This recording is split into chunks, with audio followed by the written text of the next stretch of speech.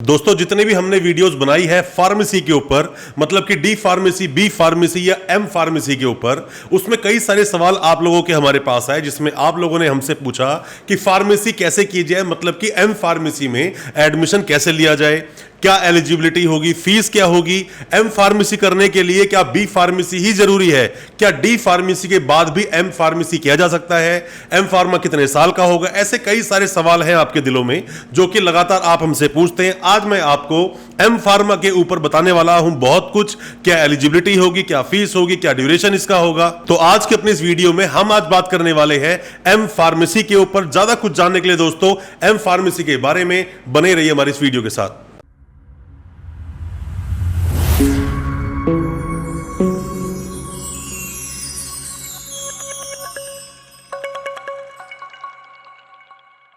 नमस्कार दोस्तों, स्वागत करता हूं आप सभी का अपने इस YouTube चैनल पर जिसका नाम है यूनिवर्सिटी इंडिया। मेरा नाम है वीरेंद्र वर्मा। जैसा आप सभी जानते हैं, हम देश विदेश की यूनिवर्सिटीज, कॉलेजेस, उनके कोर्सेज को एक्सप्लोर एंड रिव्यू करते हैं और आपको बताते हैं सब कुछ जो आप जानना चाहते हैं। दोस्तों यूं तो फार्मेसी पे हमने कई सारी वीडियोस बनाई हैं, बट उसमें लगातार सवाल सबसे पहले हमसे यही पूछा गया, क्या हम एम फार्मेसी, डी फार्मेसी की बात कर सकते हैं, क्या हम एम फार्मेसी करने के लिए बी फार्मेसी होना जरूरी है। दोस्तों इसका आंसर सिंपल शब्दों में आप ये समझिए कि जब आप डिप्लोमा फार्मेसी करते हैं, मतलब कि डी फार्मेसी करते हैं, जो कि 2 साल का है, 12वीं के बाद आप इस कोर्स को करते हैं, डिप्लोमा के बाद आप सीधा एम फार्मेसी में एडमिशन नहीं ले सकते, आप एम फार्मा नहीं कर सकते हैं अगर आपने सिर्फ डी फार्मेसी किया है तो।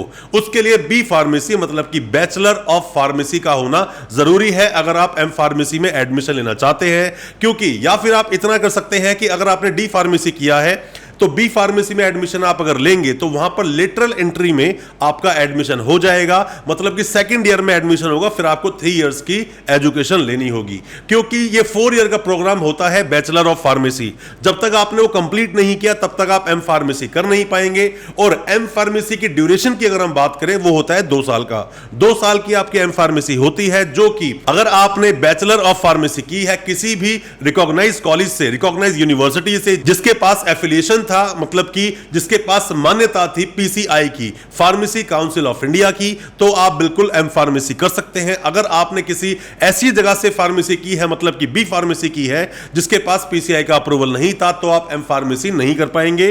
और दोस्तों साथ में ही मैंने कई बार आपको बताया है कि जब भी आप किसी भी कोर्स में एडमिशन लेते हैं तो फी को कंपेयर जरूर करें, मतलब कंपैरिजन कीजिए अलग अलग कॉलेजेस से, अलग अलग यूनिवर्सिटी से। एम फार्मेसी की फीस अगर हम बात करें, लगभग किसी भी प्राइवेट यूनिवर्सिटी में 80,000 से लेकर 1.25 लाख पर ईयर तक हो सकती है, जितनी फीस डी फार्मेसी की होती है प्राइवेट यूनिवर्सिटीज में, उतनी ही आप इसको मान सकते हैं। थोड़ा ज्यादा भी मान सकते हैं, थोड़ा कम हो सकता है, डिपेंड करता है university to university. But colleges की बात करें, कॉलेजेस में जैसे कि डी फार्मेसी की फीस कम होती है, उसी तरह से आपको ज्यादा ऑप्शंस कॉलेज के नहीं मिलेंगे एम फार्मेसी करने के लिए। उसके लिए आपको प्राइवेट यूनिवर्सिटीज का रुख करना पड़ सकता है, और वहां आपको जो फीस मैंने आपको बताई है लगभग 80,000 से लेकर 1.25 लाख या 1.5 लाख तक भी हो सकता है कुछ यूनिवर्सिटीज में। इसका जो फीस हो इतनी आपको फीस पे करनी होगी। इसके लिए बी फार्मेसी का होना जरूरी है। बी फार्मेसी में मिनिमम आपके 55% मार्क्स हो।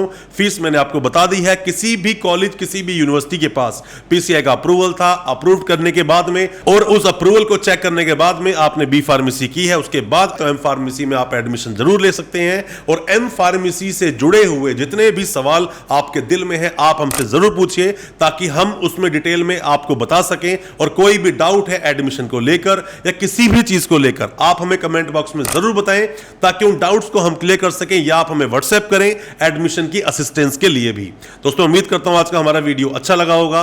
अच्छा लगा हो आज का वीडियो, हमारे चैनल सब्सक्राइब करना बिल्कुल ना भूलें, साथ में लगा बेल आइकन जरूर दबा दें, ताकि इसी तरह की एजुकेशन से रिलेटेड वीडियोस हम आपके लेकर आ सकें सबसे पहले। बहुत बहुत शुक्रिया दोस्तों, धन्यवाद हमारी वीडियो के साथ बने रहने के लिए।